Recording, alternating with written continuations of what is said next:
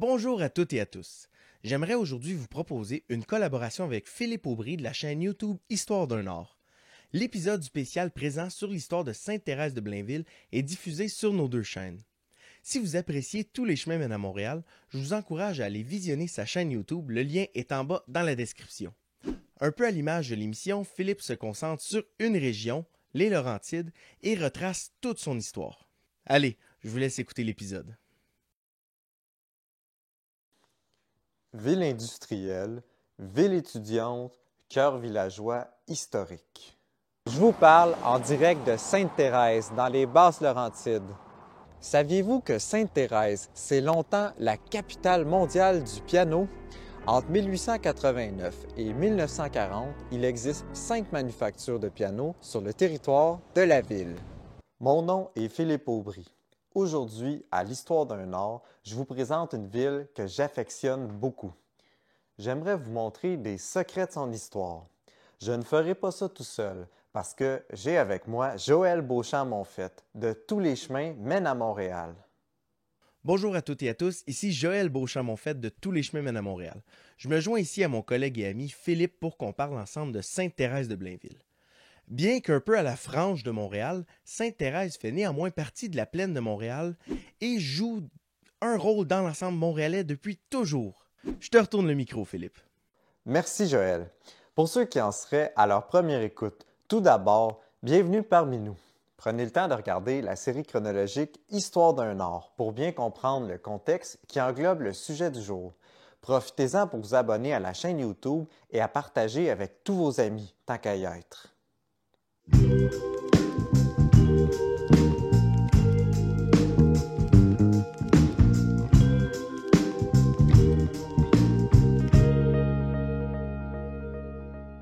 Depuis probablement 6000 ans, des populations autochtones arpentent les Basses-Laurentides.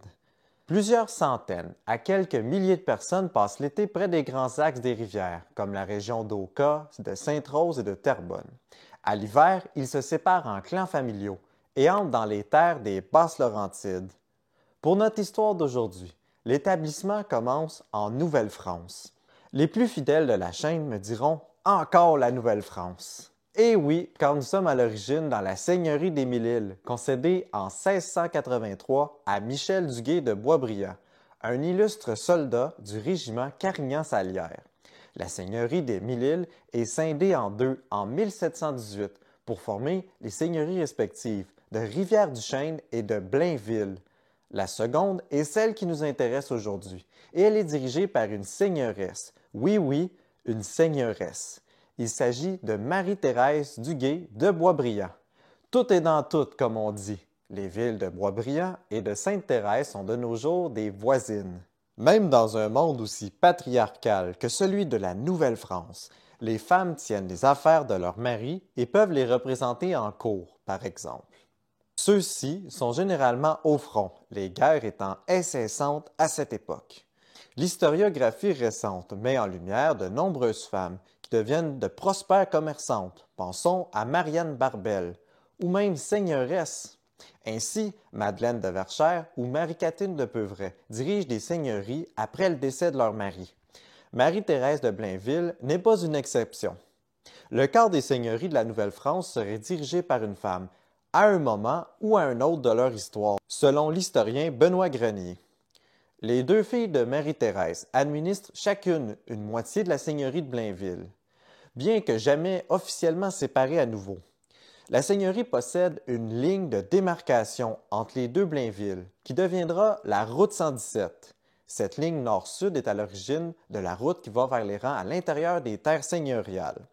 Ce sera à partir de 1805 la grande ligne dans les Basses-Laurentides. Si en Nouvelle-France, on colonisait le long des rivières coulant vers le fleuve Saint-Laurent, les Basses-Laurentides voient leurs premiers habitants vers les années 1740-1750. L'exception, c'est Terrebonne. Il faut savoir que c'est la plus ancienne seigneurie du secteur et elle connaît un important essor dans les années 1720. Marie-Thérèse Duguay de Boisbriand n'a que quelques censitaires sur son domaine seigneurial au moment de son décès en 1744. La conquête de 1760 et la proclamation royale de 1763 brassent les cartes. Bien que la France ne soit plus maître de la colonie, le régime seigneurial subsiste. On assiste au comblement des terres seigneuriales. Tous les lots disponibles dans les seigneuries existantes seront concédés entre 1780 et 1825. À cette date, Sainte-Thérèse compte 2500 habitants. Sainte-Thérèse est située à mi-chemin entre les trois villages les plus développés de la région, Terrebonne, Saint-Eustache et Saint-Jérôme. Le petit village devient donc, dans la première moitié du 19e siècle, un lieu de passage des marchandises, des personnes, mais aussi des idées. Le village compte plusieurs patriotes bien en vue, comme Joseph-Benjamin Lachaine, et recevra d'ailleurs plusieurs patriotes en fuite après la défaite à Saint-Eustache. Le curé Charles-Joseph Ducharme se proclame quant à lui le défenseur des catholiques. Il améliore l'église du village et n'hésite pas à s'attirer les foudres de la communauté anglo-protestante naissante. Après une chicane durant 3 ans avec le seigneur Janvier d'Ontaille-Lacroix, proche des protestants, il s'attire un procès médiatisé intenté par Thomas Porteous. Il faut dire que la famille Porteous, à cette époque, domine la vie économique de Sainte-Thérèse. James Porteous travaille dès 1828 à ériger un pont passant par-dessus la rivière des Mille-Îles et reliant l'île Jésus à la hauteur de la rue des Patriotes actuelle et du pont ferroviaire. Grâce au pont Porteous, une industrie manufacturière naissante commence à s'établir comprenant des distilleries, brasseries, forges, boucheries, boulangeries, tanneries, et ajoutons à cela quelques commerces de services comme des auberges, notaires et médecins. Le marché, situé près de l'actuel cimetière, permet aussi aux agriculteurs de la riche plaine environnante de vendre leurs produits qui seront acheminés vers Montréal. Les distilleries et brasseries possédées par Porteous profitent de l'énergie hydraulique de la rivière aux Chiens, qui, à cette époque, passait au cœur du village avant d'être recouverte au 20e siècle. Elle circulait derrière la rue de l'Église, sous la rue Blainville, et continuait à découvert dans ce qui est aujourd'hui un grand stationnement entouré de commerces. On pourrait donc dire que, sans le savoir, le Saint Graal reprend aujourd'hui une tradition vieille de presque 200 ans. Ce n'est pas le seul anglo-protestant à venir enrichir la vie thérésienne. Thomas Porteous fait construire un des plus beaux bâtiments de la ville, le Castle Morris, qui sera ensuite racheté par la famille seigneuriale du même nom. Ils font partie d'une vague d'immigration protestante dans le village qui s'installe le long de la rue Saint-Charles avec ses maisons en briques et son église qui existe encore aujourd'hui d'ailleurs.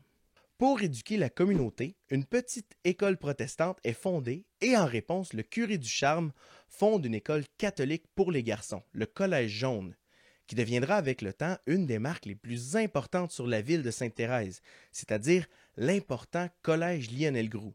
Après plusieurs incendies et reconstructions, le bâtiment actuel date de 1883, avec son oratoire Saint-Joseph, une petite chapelle contenant les ossements du curé du Charme.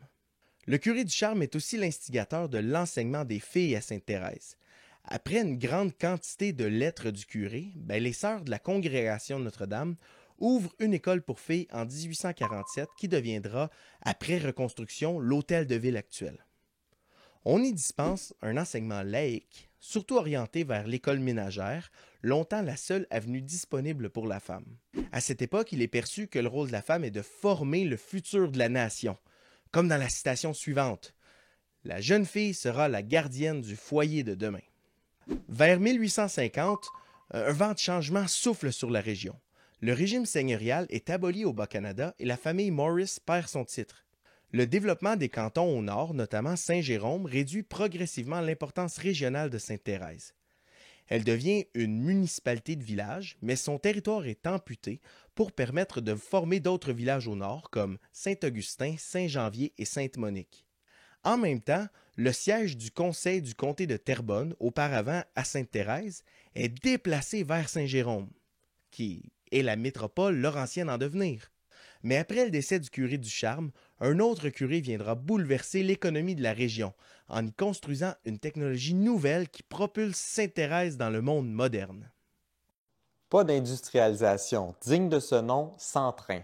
Le curé Labelle le savait bien et il souhaitait des chemins de fer à la grandeur de son royaume des Laurentides. La voie ferrée Montréal-Saint-Jérôme est inaugurée à l'automne 1876. Le tracé passe par Sainte-Thérèse et l'impact sur l'économie est non négligeable. En plus, l'endroit est rapidement un carrefour ferroviaire, avec des embranchements vers La Chute, Hall, Saint-Lin et Saint-Eustache dès les années 1880.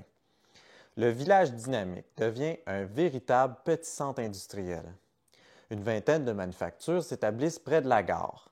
La fabrication de portes et de fenêtres ainsi que la transformation du bois sont les principales activités industrielles avec la fabrication de pianos.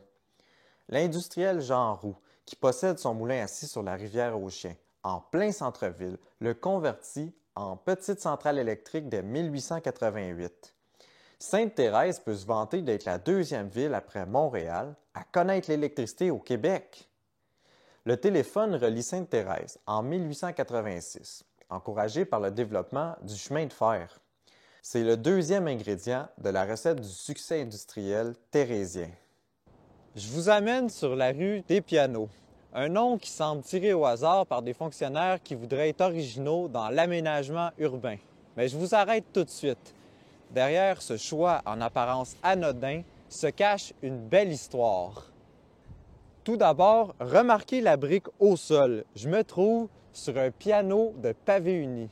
C'est un beau clin d'œil aux 5 manufactures qui existent jadis sur le territoire. De plus, Joseph Casavant fonde son entreprise d'orgue réputée à Sainte-Thérèse. On peut prétendre sans gêne que Sainte-Thérèse, c'est la capitale mondiale du piano. En 1889, ouvre la compagnie Foisy, exactement là où en 1891, la compagnie Lesage la remplace. Je me trouve d'ailleurs sur la rue Lesage. L'usine est derrière moi et elle a fermé ses portes en 1987. La façade a été intégrée depuis dans le complexe de résidence pour les gens du bel âge, le Sage au piano. Les pianos qui dosent étaient situés sur la rue Roux, près du Saint-Graal aujourd'hui.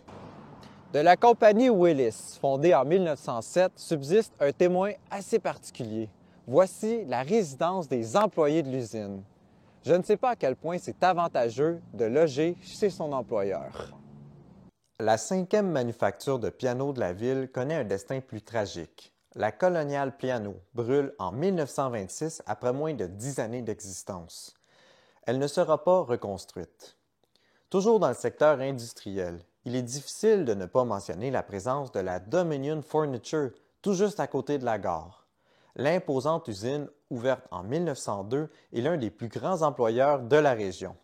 Dans les années 1930, si ça va mal partout au Québec et dans le monde, à Sainte-Thérèse, on s'en tire plutôt bien.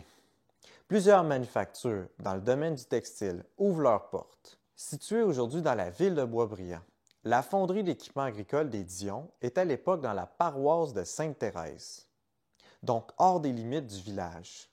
La réputation de leur batteuse à grains est faite jusqu'aux États-Unis. Les Dions sont de cette lignée d'inventeurs québécois, puisqu'ils convertissent même une moissonneuse-batteuse en souffleuse à neige dans les années 1930. Arthur Sicard a de la compétition. Une marche autour de la gare de Sainte-Thérèse aujourd'hui vous permettra d'admirer l'édifice original de 1910. Vous remarquerez aussi que les manufactures ont cédé leur place à des condos. Le choc de la Deuxième Guerre mondiale initie à Sainte-Thérèse une transformation qui prendra lieu tout au cours de la seconde moitié du 20e siècle.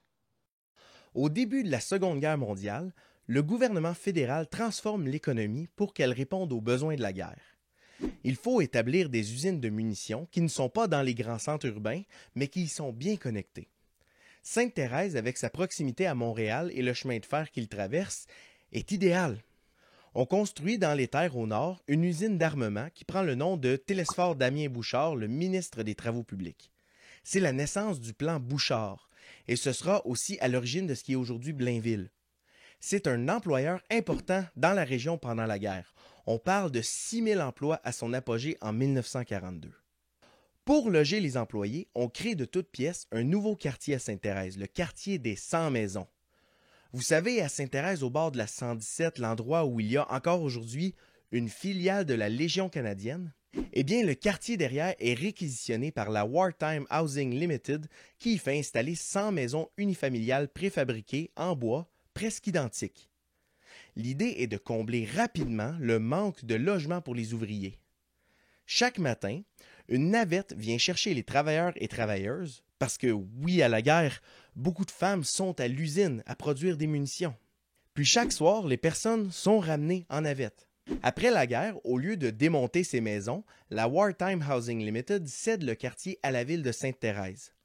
On construit des fondations aux maisons et elles sont mises en vente en priorité aux résidents travailleurs et aux vétérans de la guerre. Le développement de l'automobile et du réseau routier, en particulier la 117 et la nouvelle autoroute 15, témoignent d'une région bien connectée dans les réseaux économiques. Parfois même un peu trop bien connectée dans les réseaux de transport naissants. En 1963, un avion de TransCanada Airlines s'écrase à Sainte-Thérèse après être décollé de l'aéroport de Montréal. L'écrasement se produit derrière le cimetière, tuant les 118 personnes à bord, brisant les fenêtres des maisons environnantes et créant un immense cratère de 45 mètres de long. L'après-guerre est un bon moment pour la ville de Sainte-Thérèse, par contre. L'afflux de travailleurs d'usines et de manufactures pendant la guerre favorise le développement de nouveaux quartiers industriels. Les aliments Coronation et l'usine Paccard, autrefois les ateliers Sicard, sont de gros joueurs encore visibles de l'autoroute de nos jours. Mais vous rappelez-vous aussi de l'usine General Motors à Beaubriand? Celle-ci était bien située au carrefour des voies ferrées de la 117 et de la toute nouvelle autoroute des Laurentides. Sa fermeture en 2002 et son remplacement par le centre commercial Le Faubourg Beaubriand témoignent du changement d'identité de la région à la fin du siècle, qui passe d'une ville industrielle à une ville de service. Dans les années 1960, ça va vite. Trop vite peut-être. La réforme Parent de 1964 nous amène un système d'éducation publique refondé de la maternelle au secondaire. On crée le réseau des cégeps à partir des collèges classiques et des séminaires. À l'automne 1967, 12 ouvrent leurs portes, dont le collège Lionel Groulx. Mais après le cégep, on peut aussi aller à l'université par l'entremise de programmes préuniversitaires, non? Effectivement, le choix est offert aux étudiants. L'improvisation du gouvernement est palpable et on n'a tout simplement pas prévu assez de place à l'université pour les finissants des nouveaux cégeps. De nombreux journaux étudiants connaissent une période effervescente dans laquelle les jeunes s'intéressent à l'éducation supérieure. Au cégep Lionel Groulx, il y a le Thérésien. Et saviez-vous que Louise Arel est la rédactrice en chef de 1966 à 1967? Le journal s'intéresse au contexte sociopolitique des Basses-Laurentides, comme les grèves ouvrières et le déclin industriel à Saint-Jérôme et à Sainte-Thérèse, mais aussi à l'international. Le mouvement étudiant de mai 1968 en France inspire les jeunes Québécois, mais aussi les Thérésiennes et les Thérésiens. L'été 1968 est le théâtre d'une grande concertation des associations étudiantes des différents collèges. Les étudiants québécois souhaitent réformer la société et en améliorer les structures scolaires. Dans le journal Le Thérésien, on retrouve des articles qui demandent carrément la gestion de l'institution par les élèves. Le 8 octobre 1968, les collégiennes et les collégiens occupent physiquement le cégep Lionel Groulx.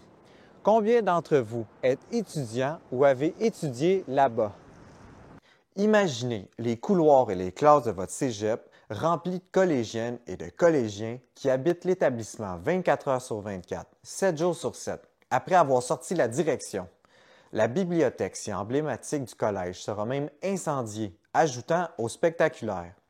Né à Sainte-Thérèse, le mouvement s'étend bientôt à 15 autres cégeps, forçant le gouvernement unioniste de Jean-Jacques Bertrand à agir. Il crée le réseau des universités du Québec en décembre 1968 et s'inscrit donc dans la mouvance de la Révolution tranquille.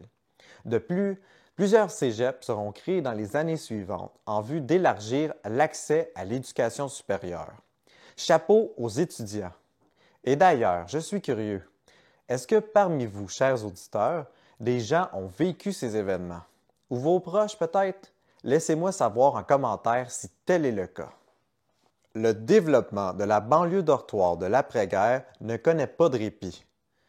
Le joli noyau villageois de Sainte-Thérèse est encerclé par des développements urbains qui accaparent des terres agricoles et effacent des traces de l'histoire, comme le manoir seigneurial et le moulin qui est au coin de la rue Blainville et du boulevard Curé-Labelle. La paroisse de Sainte-Thérèse, dont le territoire était assez grand, se divise aujourd'hui en plusieurs municipalités, dont les noms vous sont sûrement familiers.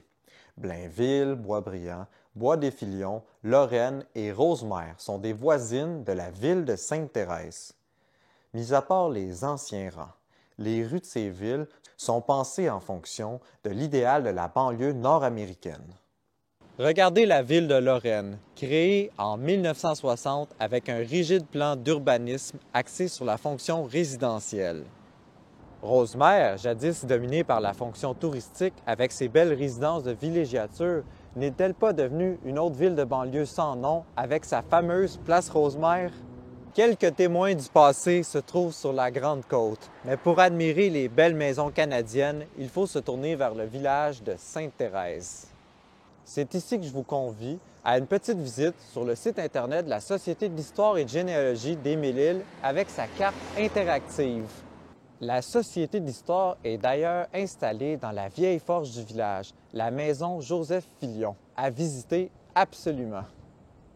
Quoi qu'il en soit, avec un des plus importants cégeps au Québec, de nombreux événements culturels et son charmant centre-ville, Sainte-Thérèse mérite que l'on s'attarde à son histoire afin de mieux apprécier son présent. J'espère que l'épisode d'aujourd'hui vous a plu. Merci à Joël Beauchamp-Monfette de Tous les chemins mènent à Montréal. S'il vous plaît, allez vous abonner à sa chaîne. Merci Philippe. Et même chose pour ceux et celles qui nous écoutent de ma chaîne. Allez vous abonner à Histoire d'un Nord. Philippe fait un super travail pour nous en apprendre toujours plus sur l'histoire des Laurentides. Partagez et aimez notre contenu pour que le plus grand nombre d'amoureux d'histoire les découvre.